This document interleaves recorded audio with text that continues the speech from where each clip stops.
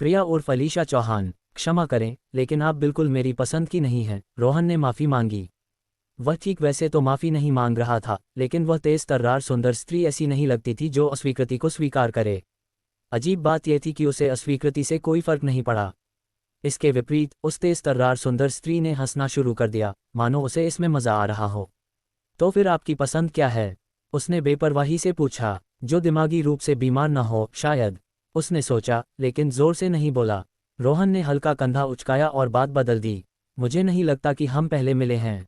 आप एक शिक्षक जैसी भी नहीं लगती। रोहन ने इशारा किया। तो आप मुझे ये सब क्यों बता रही हैं? उसके पास और भी बहुत कुछ कहने को था, लेकिन उसने वहीं रुकने का फैसला किया। उस तेज तर्रार सुंदर स्त्री के बारे में उसकी पहली धारणा काफ़ी सरल थी। उसमें कुछ कमी थी, लेकिन वह शक्तिशाली थी और उसे अत्यधिक प्रभावशाली समर्थन प्राप्त था। उसने हल्की गुनगुनाहट की, अपनी नज़र रोहन पर जमाए रखी। उसकी तीव्र नज़र ज़्यादातर लोगों को डरा देती, फिर भी रोहन विचलित नहीं हुआ। उसने उसकी आंखों में देखा और थोड़ी सी संदेह और उत्सुकता के साथ उसकी नज़र का जवाब दिया। चलो बस इतना कह देती हूँ कि मुझे लगा कि तुम मेरे भाई की मंगेतर से ज़्यादा दिलचस्प हो, उसने खुलासा किया। तुम एक मेहनती नौजवान लगते हो, जो एक अच्छे शिक्षक की कमी को पूरा कर सकते हो। तुम्हारी प्राकृतिक युद्ध जागरूकता भी खराब नहीं है। बेशक तुम्हें बहुत ज़्यादा परिष्कार की ज़रूरत है, लेकिन ये सैफाइलेक मिलिट्री एकेडमी में किया जा सकता है। क्या वह किसी को खेलने के लिए ढूंढ रही है, एक बेवकूफ़ जिसका कोई समर्थन नहीं है? खैर, मैं वह कमीना नहीं बनूंगा, माफ़ करना बहन। रोहन ये कह सकता था, लेकिन इसका मतलब ये होता कि उसे इस पागल औरत से और भी लंबे समय तक निपटना पड़ता। ये औरत बस बहुत बातूनी थी। अंतिम परीक्षा और उस सपने या जो कुछ भी उसने देखा था के कारण वह पहले ही मानसिक रूप से थक चुका था। तुम मुझे ये सब क्यों बता रही हो? रोहन घर लौटना चाहता था और उस फटी हुई किताब में दर्ज अभिलेखों को एक बार फिर पढ़ना चाहता था। वह अपने सपने के बारे में या अपने पूर्वज के अतीत के एक और अंश के बारे में और जान सकता था। क्या तुम जानती भी हो कि तुम किससे बात कर रही हो? रोहन की आंखों में अधीरता देखकर उस तेज तर्रार सुंदर स्त्री पूछना चाहती थी, लेकिन वह चुप रही, अपने सामान्य स्वभाव के विपरीत। मैंने उससे संपर्क क्यों किया? मुझे उसे सैफाइलेक मिलिट्री एकेडमी में आवेदन करने के लिए भी नहीं कहना चाहिए था। क्या होगा अगर वह एक युद्ध रन वॉर रूम प्रकट नहीं करेगा? नहीं, भले ही वह एक युद्ध रन प्रकट करे, मुझे उसे आमंत्रित करने का कोई कारण नहीं है। उस तेज तर्रार सुंदर स्त्री ने गहरी सांस ली। उसे यकीन नहीं था कि उसने ऐसा क्यों किया। वह अपने माता पिता द्वारा अपने छोटे भाई की संभावित मंगेतर को देखने के लिए मजबूर किए जाने के बाद ही गोल्डन सन प्रांत में अनिच्छा से आई थी। हालांकि उसने जो देखा उससे उसे बहुत निराशा हुई। जस्मीन बाजवा, उसकी संभावित भाभी, बाजवा के प्रसिद्ध तलवारबाज परिवार में पैदा हुई थी और निश्चित रूप से सुंदर थी। लेकिन बस इतना ही था। उसे प्रांत के शीर्ष 5 में स्थान प्राप्त करने के लिए पर्याप्त संसाधन और प्रसिद्ध प्रशिक्षकों से मार्गदर्शन मिला था। हालांकि समझदार आंखों वाले हर कोई बता सकता था कि जस्मीन ने अंतिम परीक्षा के दौरान अपना सर्वश्रेष्ठ प्रदर्शन नहीं किया था। उसकी महत्वाकांक्षा न के बराबर थी और कोई बता सकता था कि उसे बिना कोशिश किए शीर्ष पर आने के लिए सब कुछ चम्मच से खिलाया गया था। क्या ऐसी महिला वास्तव में उनके परिवार में शामिल होने के योग्य थी? दूसरी ओर उसके सामने का युवक एक धूर्त लोमड़ी और एक साथ एक लड़ाकू भी था।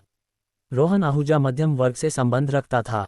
उसके माता पिता का ठिकाना अज्ञात था और उसका भाई ओरिजिन एक्सपेंस में एक छोटे से क्षेत्र का सम्राट होने में व्यस्त था। रोहन ने गोल्डन सन प्रांत के सबसे प्रतिष्ठित कुलीन स्कूल में अपना पूरा प्रयास किया।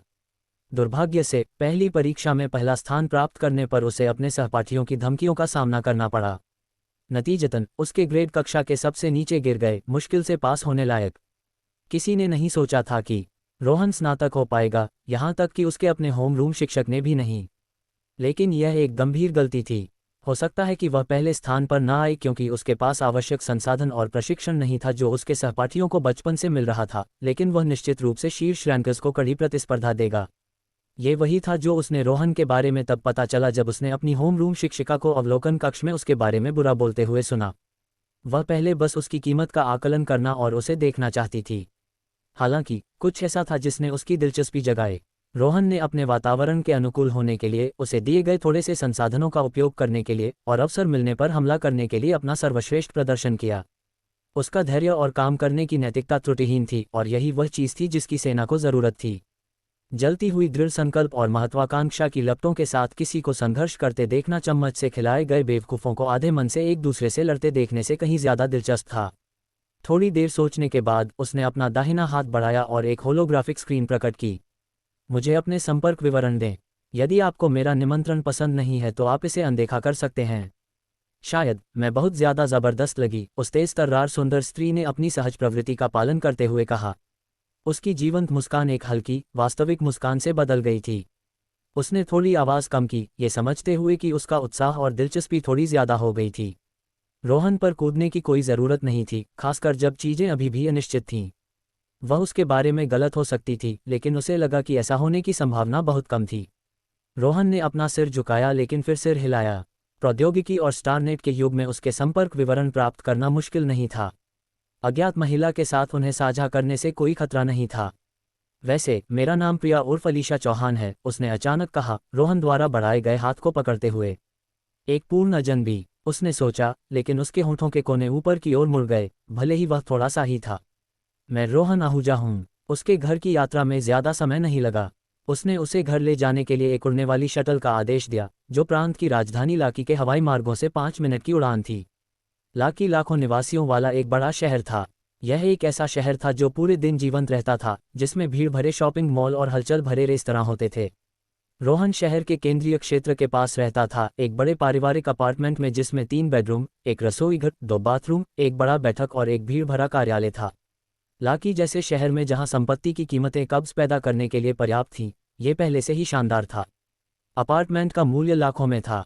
सौभाग्य से उसके माता पिता ने अपना ऋण जल्दी चुका दिया था। घर पर बिल्कुल भी न रहने के बावजूद उसके माता पिता एक मासिक भत्ता भेजते थे जो सभी खर्चों को पूरा करने के लिए पर्याप्त था। इस प्रकार हर दूसरे महीने उनसे एक संदेश रोहन के लिए पर्याप्त से ज्यादा था। रवि यहाँ नहीं है, शायद वह कल होगा। नहीं, वह शायद अपने क्षेत्र में व्यस्त है, रोहन बुदबुदाया जब उसे एहसास हुआ कि उसका भाई भी घर पर नहीं है। उसे अपने माता पिता से कुछ भी उम्मीद नहीं थी, लेकिन उसे अपने भाई की अनुपस्थिति के कारण अपनी छाती में हल्की चुभन महसूस हुई। ओरिजिन एक्सपेंस के अंदर समय अलग तरह से बहता है। ये सिर्फ एक जन्मदिन है, जीवन मृत्यु की स्थिति नहीं। कमजोर की तरह काम मत करो। रोहन ने खुद को डांटा। उसे बिगड़े हुए बच्चे की तरह व्यवहार नहीं करना चाहिए और इसके बजाय वास्तविकता को स्वीकार करना चाहिए। यही बेहतर था। रोहन घर पर आने के बाद अब एक लंबी झपकी लेना चाहता था, लेकिन उसने कार्यालय में प्रवेश करना चुना। यह उन किताबों से भरा था जिन्हें रोहन अब तक कई बार पढ़ चुका था। कार्यालय के केंद्र में एक बड़ी लकड़ी की मेज और उसी सामग्री से बनी कुर्सी थी, पुराने प्रकारों में से एक। रोहन कुर्सी पर बैठ गया और अपने बैकपैक से पुरानी, फटी हुई किताब निकाली। उसने किताब को मेज पर रखा और उसे खोला। उसने पन्ने पलटना शुरू किया और खुद को किताब में कैद पाया, पूर्ण एकाग्रता की स्थिति में प्रवेश किया। उसने समय का भी ट्रैक खो दिया क्योंकि उसे किताब की सामग्री अत्यधिक रोमांचक लगी।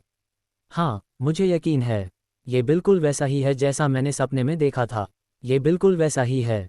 ये प्रभावशाली था और जैसे जैसे उसने इसके बारे में सोचा, वैसे वैसे ये समझ में आता गया। सुबह जो कुछ हुआ उस पर तर्क लागू नहीं होता था, लेकिन फिर इतनी सारी अतार्किक चीजें थीं कि एक और चीज से कोई फर्क नहीं पड़ता था। मैं इसे फिर से कैसे अनुभव कर सकता हूँ? अगर मैं ओरिजिन एक्सपेंस के बारे में या अपने पूर्वजों के बारे में इन अतीत के अंशों के माध्यम से कुछ सीख सकता हूँ जो दूसरों को नहीं पता है, तो मुझे एक ऐसा फायदा मिल सकेगा जिसके बारे में दूसरे केवल सपना देख सकते हैं।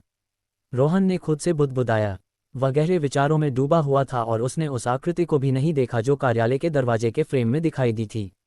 क्या तुम अभी भी उस कमीने रोहन की कहानी पढ़ रहे हो? एक परिचित, हालांकि आलोचनात्मक आवाज उसके कानों तक पहुंची। रोहन चौंका और सदमे से उसका दिल एक धड़कन चूक गया जबकि उसका सिर ऊपर की ओर उठा।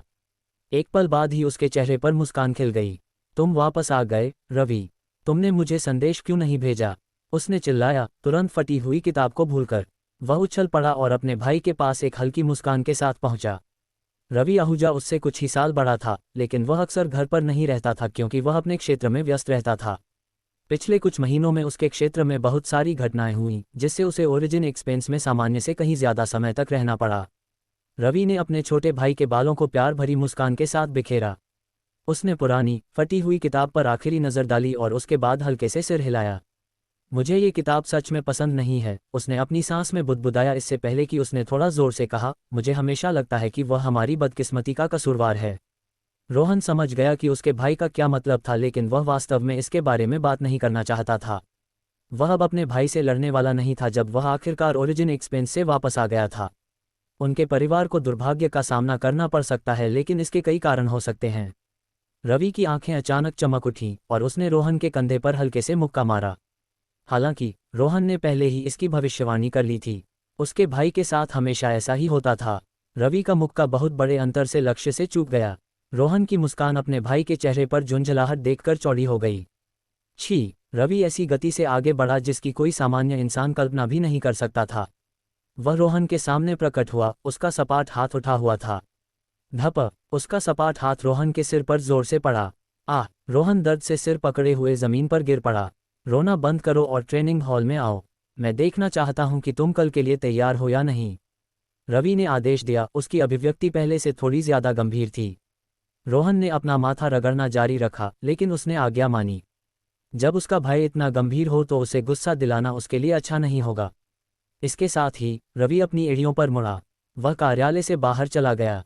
अगर मैं अब तक कल के लिए तैयार नहीं हूं तो मैं कभी नहीं हो पाऊंगा, रोहन ने खुद से बुदबुदाया। मैंने इस दिन के लिए अपनी पूरी जान लगा दी है। तैयार न होना असंभव है। रोहन ने कल के लिए पर्याप्त तैयारी कर ली थी। वह 18 साल का हो जाएगा और उसका युद्ध रन भी बन जाएगा। हर कोई युद्ध रन प्रकट नहीं करेगा, लेकिन आहूजा इस संबंध में थोड़े खास थे।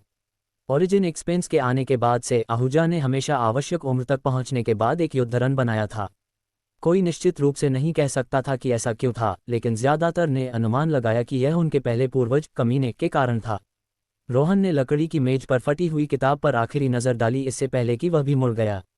आपदा की गाथा, यह अपनी तरह की एक थी और एक ऐसी कहानी के पीछे की सच्चाई को छिपाए हुए थी जो उस फटी हुई किताब के न होने पर भूल जाती। खैर, जो भी हो, वह कार्यालय से बाहर निकला और दरवाज़ा अपने पीछे बंद कर लिया।